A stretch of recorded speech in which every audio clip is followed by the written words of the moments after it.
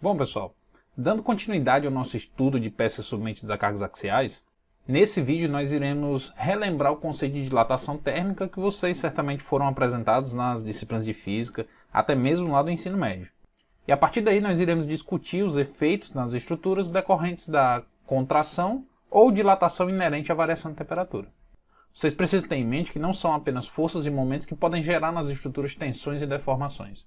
Variações de temperatura, recalques de apoios, imperfeições geométricas, são alguns exemplos de ações que podem atuar nas estruturas e que geram esforços significativos. Essas outras que eu acabei de citar, porém, vocês vão estudar ao longo do curso. Bom, de uma forma geral, as estruturas são submetidas a diferentes estados de temperatura e as mudanças nesses estados podem induzir deformações nos elementos estruturais.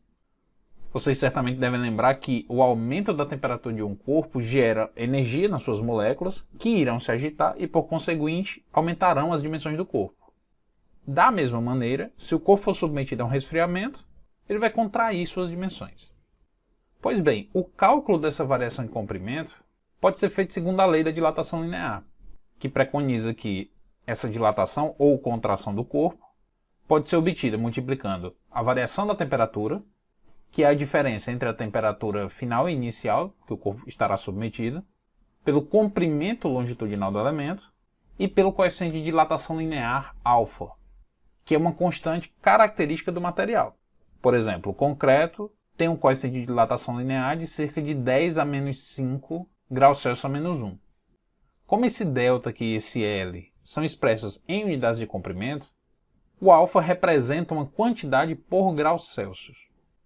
Como nesse momento do curso a gente está estudando apenas as barras submetidas a cargas axiais, nós iremos focar no estudo de elementos submetidos a um aumento ou redução uniforme da temperatura.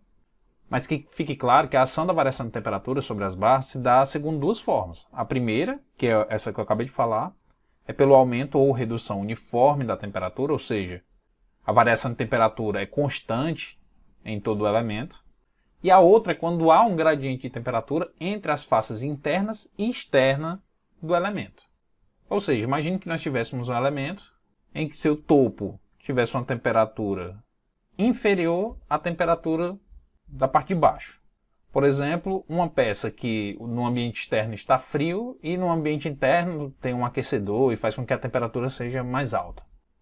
A temperatura interna, que está mais quente, promoveria uma dilatação, ou seja, um aumento nas dimensões dessas fibras, enquanto a face superior, que estaria exposta a uma temperatura mais baixa, nós teríamos uma contração.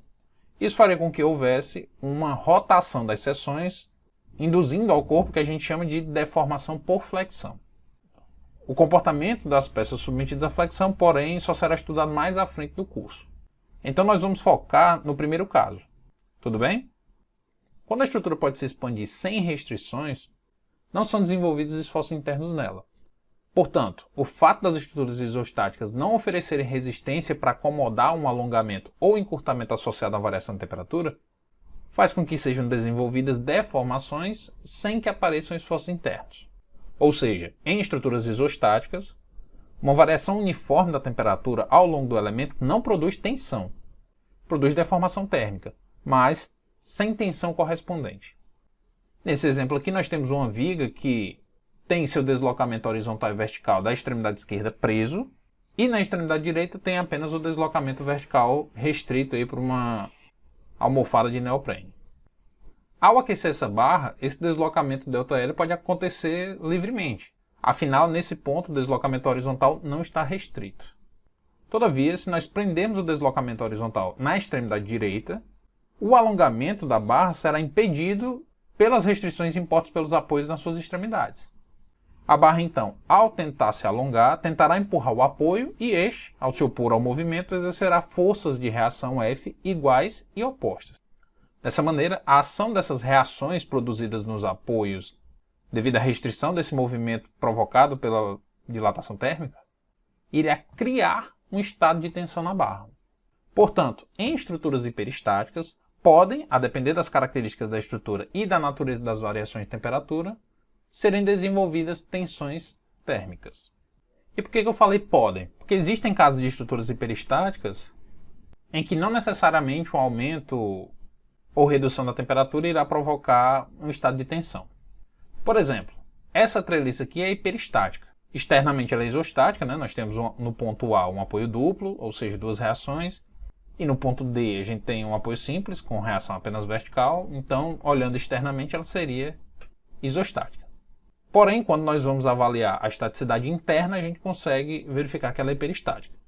Afinal, nós temos 4 nós, e cada nó nos oferece 2 condições de equilíbrio, ou seja, nós teríamos aí o total de 8 equações de equilíbrio.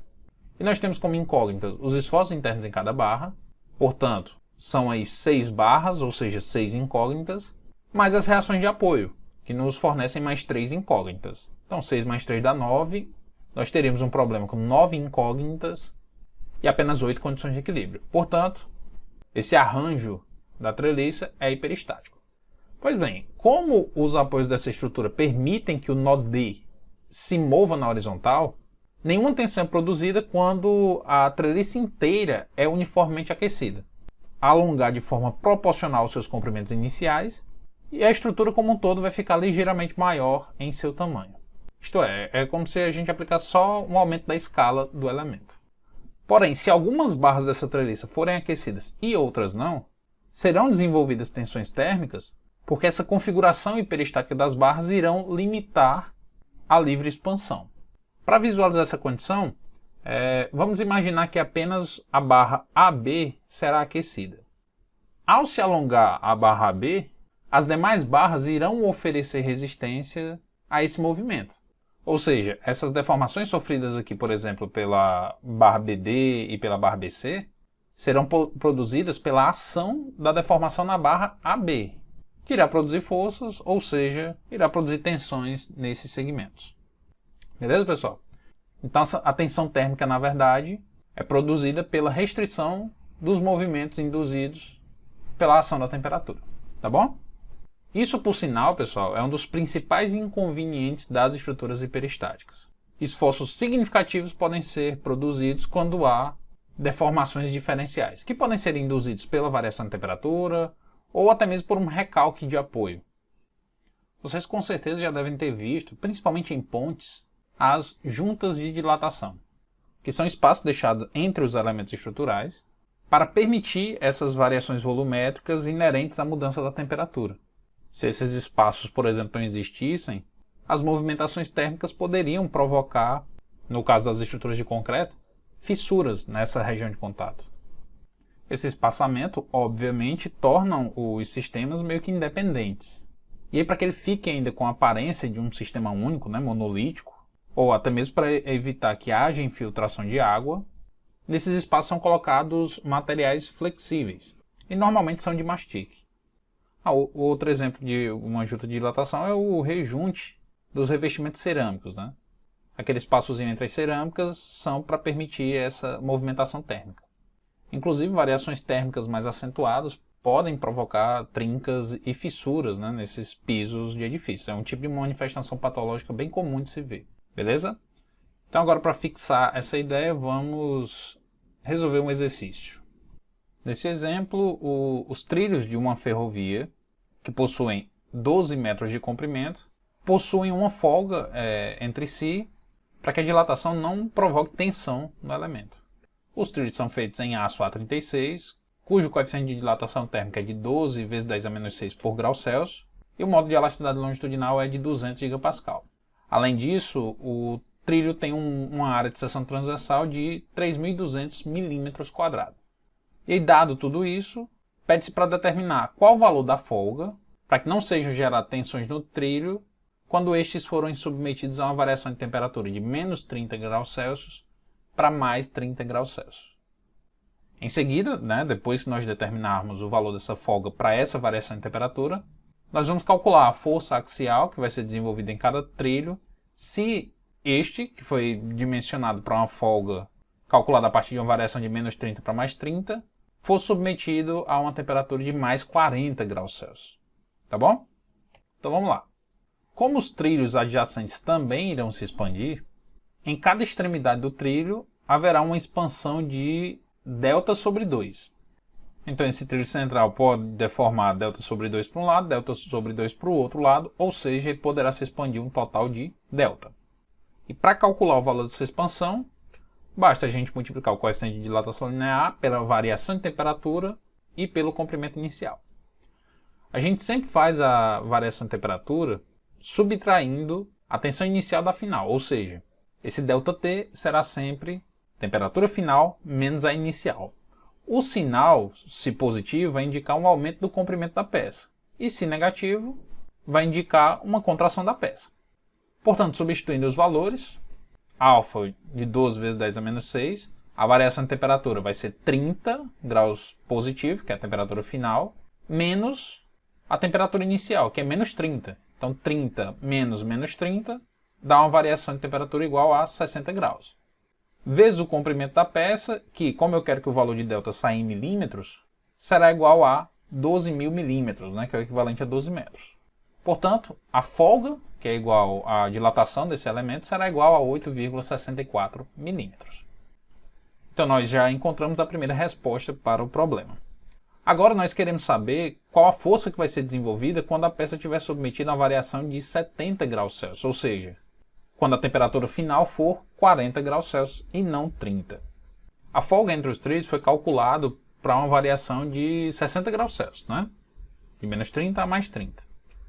Quando nós submetemos a uma variação de 70 graus Celsius, que é quando nós temos uma temperatura final de 40 graus, a dilatação provocada por essa variação de temperatura seria superior à folga, não é isso? Afinal, a dilatação é diretamente proporcional à variação de temperatura. Porém, o apoio, que nesse caso será o outro trilho, impedirá parte desse movimento e, por essa razão, surgirá no contato entre esses elementos reações, que, por conseguinte, irá gerar esforço interno, que são nada mais do que representações das tensões desenvolvidas ao longo do elemento. E aí, nesse caso, nós nos deparamos a um problema hiperestático. Afinal, nós temos duas reações de força e apenas uma condição de equilíbrio, que é aquela que garante que a resultante das forças horizontais precisa ser igual a zero. Então, para resolver esse problema, a gente vai aplicar o método das forças, tal como nós fizemos no primeiro exercício lá sobre estruturas hiperestáticas. A princípio, a gente vai ignorar um dos apoios, né? Que seria, por exemplo, o trilho da direita. Fazendo isso, a gente pode calcular a dilatação, ΔT, que seria provocado se não houvesse nenhum elemento impedindo esse movimento, né? Para tanto, a gente vai aplicar a lei da dilatação linear, né? Então, nós temos o alfa, que é 2 vezes 10 a menos 6, vezes a variação de temperatura, que é a final, 40, que é a temperatura final, menos a inicial, que é menos 30. Então, 40 menos menos 30 dá 70 graus, vezes o comprimento de 12 metros ou 12.000 milímetros, nós temos uma dilatação de 10,08 milímetros. Então, se não existisse o outro trilho, a dilatação seria de 10,08 milímetros. Só que o trilho só pode dilatar 8,64. O resto, esse cerca de 1,5 milímetros, é restrito pelo apoio. Então o que a gente vai fazer agora é calcular o valor da reação de apoio F, que restringe esse cerca de 1,5 milímetros. Então até 8,64 o trilho se deforma livremente. A partir daí, qualquer deformação é restrita pelo apoio. E essa força, obviamente, será proporcional à quantidade de deslocamento restrito. Então agora nós vamos calcular o deslocamento provocado por uma força. E vocês sabem muito bem que o deslocamento provocado por uma força é dado multiplicando essa força pelo comprimento inicial e dividindo pela rigidez axial do elemento. Portanto, a força será igual à rigidez dividido pelo comprimento, vezes a quantidade de deslocamento restrito pelo apoio, que é o deslocamento livre, ΔT, menos a folga, delta. Substituindo os valores, nós temos um módulo de elasticidade de 200 GPa ou 200 vezes 10 a terceira megapascal, que equivale a Newton por milímetro quadrado, vezes a área, de 3.200 milímetros quadrados, dividido pelo comprimento inicial de 12 metros ou 12 vezes 10 a terceira milímetros. Tudo isso vezes a diferença do deslocamento total menos a folga, o que resulta em uma força igual a 76,8 kN. Reparem, pessoal, que a força associada a uma variação de temperatura de 10 graus além do preconizado, ou decorrente de uma restrição de um deslocamento de cerca de 1,5 milímetros, provoca uma força bem acentuada. Ora, 76,8 kN é uma força de cerca de 7,7 toneladas. Ou seja, um pequeno acréscimo de deformação produzido pela temperatura faz com que seja produzido na peça uma força bem alta. E para a gente obter isso aqui em tensão, basta dividir pela área, né? Ou nesse caso, se no exercício eu tivesse pedido a tensão que seria produzida no trilho, a gente não precisaria nem do dado da área, né? Era só pegar esse F sobre A aqui, na verdade é tensão, né? É sigma. Beleza? Bom, pessoal, então é isso. No próximo vídeo a gente encerra esse nosso estudo de barras submetidas à carga axial ao estudarmos o conceito de concentração de tensão. Que eu já comentei nas primeiras aulas lá de tensão, quando eu estava falando do princípio de Saint-Venant, das tensões em conexões. Só que agora a gente vai dar o devido aprofundamento. Beleza? Então é isso, pessoal. Valeu. Até o próximo vídeo.